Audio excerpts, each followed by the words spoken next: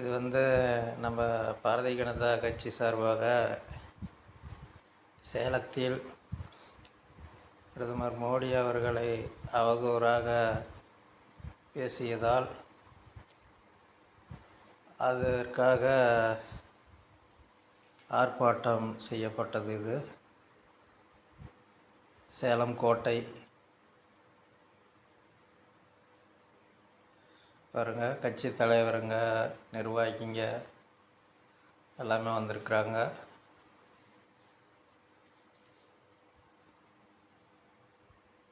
பிரதமர் தாயையும்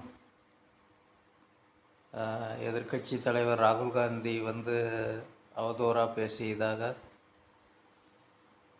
இந்த ஆர்ப்பாட்டம் அது கண்டனம் தெரிய வைக்கும் வகையில் இந்த ஆர்ப்பாட்டம் நடக்குது. சேலம் கோட்டை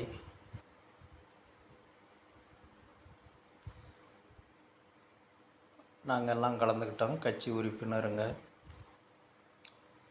முக்கிய தலைவருங்களும் கலந்துக்கிட்டாங்க, மாவட்ட நிர்வாகிகள். நன்றி.